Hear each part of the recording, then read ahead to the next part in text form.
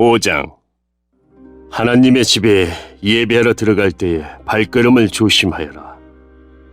형식적으로 예배드리는 어리석은 자보다 말씀을 듣기 위해 조용히 나아가는 자가 더 나았다. 어리석은 자들은 악을 행하면서도 알지 못한다. 하나님 앞에서 함부로 입을 놀리지 마라. 조급한 생각으로 무엇을 말하지 마라. 하나님은 하늘에 계시고 너는 땅에 있으니 너는 말을 적게 하여라. 걱정이 많으면 꿈자리가 사납고 말이 많으면 어리석은 소리를 한다. 하나님께 약속했거든 신속히 이행하여라. 하나님은 어리석은 자들을 기뻐하지 않으시니 너는 약속을 지켜라. 약속을 하고 지키지 않는 것보다는 약속을 하지 않는 것이 낫다. 내 입술로 죄짓지 마라. 하나님의 사자에게 내 약속은 실수였습니다 라고 말하지 마라. 하나님께서 화내실 만한 말을 하여 그분이 내 손의 수고를 망치게 할 이유가 무엇이냐? 꿈이 많고 말이 많은 것도 허무하니 하나님을 경외하여라.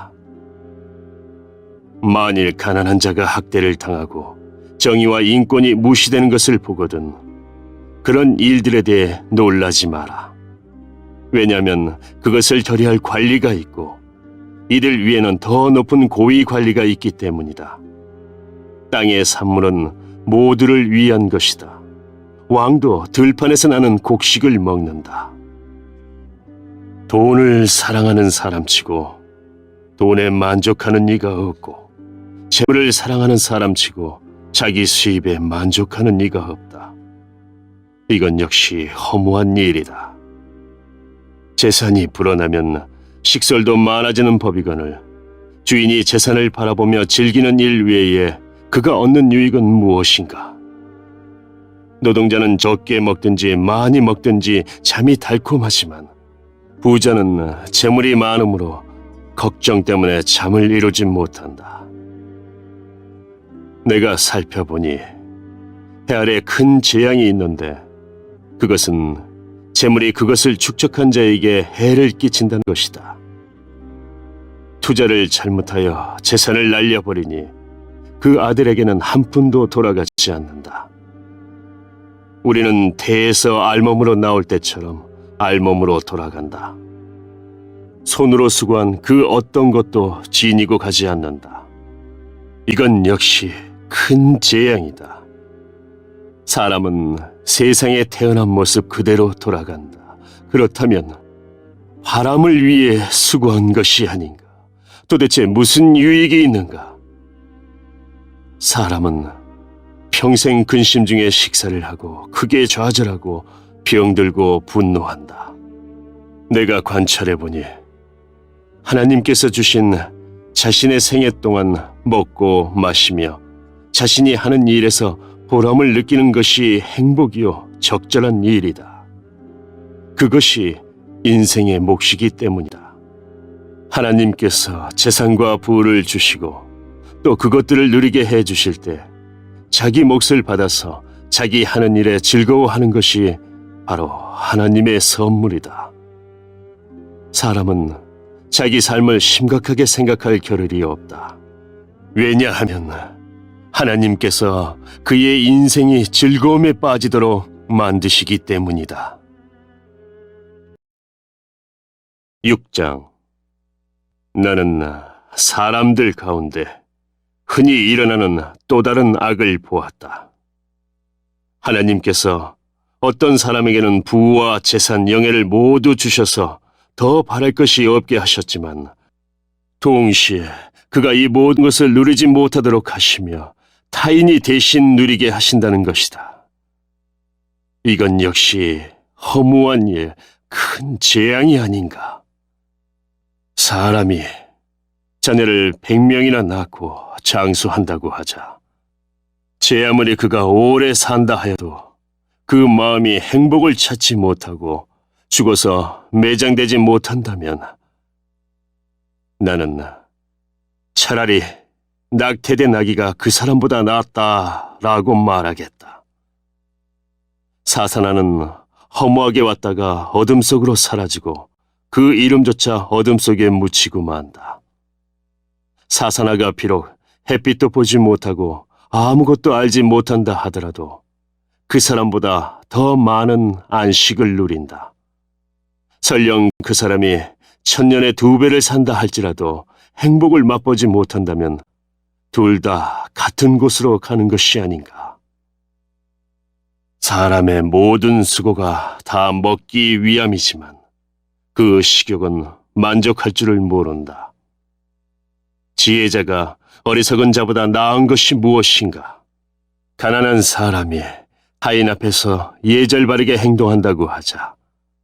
그렇다고 해서 그가 얻을 유익이 무엇인가? 두 눈으로 보는 것이 마음의 공상보다 낫다. 그렇지만 이건 역시 허무하여 바람을 잡는 것과 같다. 지금 존재하고 있는 것은 이미 오래전부터 이름을 가지고 있다. 사람이 무엇인지도 알려져 있다. 그러나 사람은 자기보다 강한 자와 다투는 일을 할 수 없다. 말을 많이 할수록 허무함도 더해진다면 말을 많이 하는 것이 사람에게 무슨 유익이 있겠는가? 그림자와 같이 허무한 며칠을 사는 인생 중 삶의 최선이 무엇인지 아는 자가 누구일까? 사람이 죽은 후 해 아래서 무엇이 일어날지 누가 그에게 말해줄 수 있을까? 7장. 좋은 이름이 값진 향수보다 낫고 죽는 날이 태어나는 날보다 낫다. 초상집에 가는 것이 잔치집에 가는 것보다 낫다. 이는 모든 사람이 죽을 것이기 때문이다. 살아있는 사람은 이것을 명심해야 한다. 또한 슬픔이 웃음보다 낫다. 왜냐하면 슬픈 안색이 마음에는 약이기 때문이다. 지혜자의 마음은 죽을 때를 생각하지만 어리석은 자들은 즐길 생각만 한다. 지혜자의 꾸지람을 듣는 것이 어리석은 자들의 칭송을 받는 것보다 낫다. 어리석은 자들의 웃음소리는 가마솥을 달구는 가시나무 타는 소리와 같다. 이건 역시 허무하다. 탐욕이 지혜로운 자를 어리석게 만들고 뇌물이 그 마음을 어둡게 한다. 일의 끝이 시작보다 낫고 인내가 마음의 교만보다 낫다. 내 급한 마음으로 화내지 마라. 왜냐하면 화는 어리석은 자의 품속에 머물기 때문이다. 옛날이 지금보다 훨씬 좋은 것은 웬일이죠? 라고 말하지 마라. 그런 질문은 어리석다. 지혜는 재산처럼 좋은 것이고 해 아래 사는 사람에게 혜택을 준다. 지혜도 사람을 보호하고 돈도 사람을 보호해주지만 지혜가 돈보다 나은 것은 생명을 주기 때문이다. 하나님께서 하시는 일을 살펴보아라. 그가 굽게 하신 것을 누가 바르게 할 수 있을까? 형통한 날에는 기뻐하고 재앙의 날에는 살펴보아라. 이 모든 날들은 하나님께서 만드신 것이다. 그래서 사람들은 자기 미래를 알지 못한다. 나는 내 허무한 인생을 살면서 이런저런 일을 다 보았다. 의로운 생활을 하면서도 망하는 의인이 있는가 하면 죄악된 생활을 하면서도 오래 사는 악인이 있다. 지나치게 의로운 채 하지 말고 지나치게 지혜로운 채 하지 마라. 그러다가 망할 필요는 없지 않은가? 지나치게 악하게 굴지 마라. 어리석은 자처럼 굴지도 마라. 어찌하여 제 수명을 다 채우지도 못하고 죽으려 하는가? 이것도 잡고 저것도 놓지 않는 것이 좋다. 하나님을 경외하는 자는 이 모든 극단을 피할 것이다. 지혜가 주는 힘은 한 성을 지키는 10장군의 힘보다 강하다. 제 아무리 의롭다 해도 죄짓지 않는 사람은 세상에 없다. 누가 뭐라 하건 모두 알려고 하지 마라. 그러다가 내 종이 너를 저주하는 말까지 들을까 두렵다. 너도 알다시피 때로는 너도 남을 저주하지 않았느냐. 이 모든 것을 알고자 나는 지혜를 써서 시험하였다. 정말 지혜롭게 행동해야지 라고 했지만 그렇게 하기는 어려웠다. 세상 일을 알기란 너무나 어렵고 이해하는 건 역시 곤란하다. 누가 과연 이를 다 알 수 있으랴. 나는 거듭 마음에 작정하고 지혜와 세상 이치를 깨닫고자 공부하고 탐구하고 연구하였다. 그리고 악하게 사는 일이 어리석고 어리석음이 미친 짓임을 알았다. 내가 깨우친 것은 마음이 함정과 금을 갖고 그 손이 사슬과 같은 여인은 죽음보다 무섭다는 것이다. 하나님을 기쁘시게 하는 사람은 그 여인을 피하나 죄인은 그녀의 함정에 걸리고 만다. 설교자가 말한다. 자, 이것이 내가 깨우친 것이다. 이것저것을 살펴 전부를 깨치고자 하였다. 지금도 찾고 있지만 아직까지 완전히 깨치지는 못하였다. 1000명의 남자들 중에서 의로운 사람 1명을 찾았으나 여인들 중에서는 1명도 찾지 못하였다. 내가 깨우친 한 가지는 하나님께서 사람을 정직하게 만드셨지만 사람들이 많은 꾀를 찾았다는 것이다. 8장. 누가 지혜로운 사람인가? 누가 사물의 이치를 깨우쳤는가? 지혜는 사람의 안색을 밝게 하여 찡그린 얼굴을 바꾸어 준다. 하나님 앞에서 맹세했다면 왕의 명령에 순종하여라.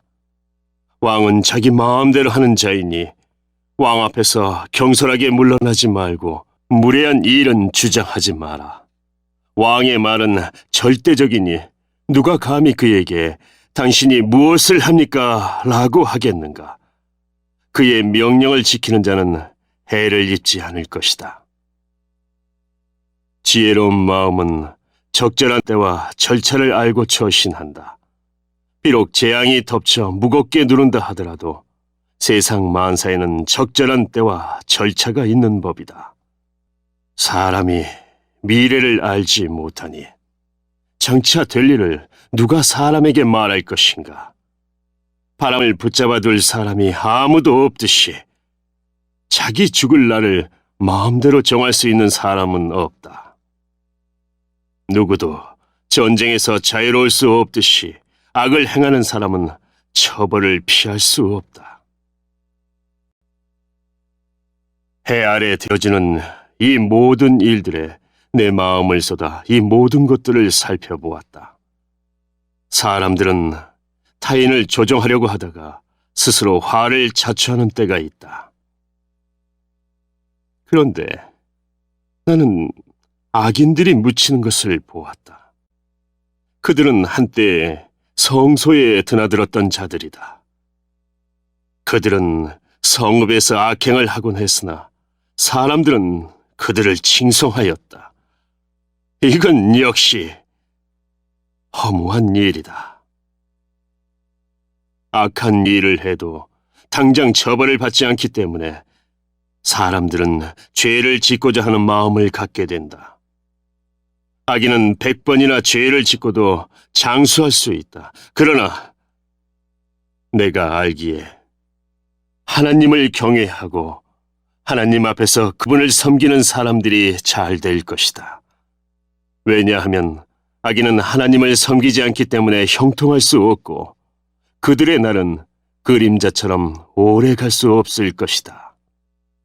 세상에서 일어나는 일 중에 또 다른 허무한 일이 있다. 그것은 악인이 받아야 할 처벌을 의인이 받고 의인이 받아야 마땅한 보상을 악인이 받는 것이다. 이건 역시 내가 보기에 허무한 일이다. 이러므로 나는 삶을 즐기라고 권하고 싶다.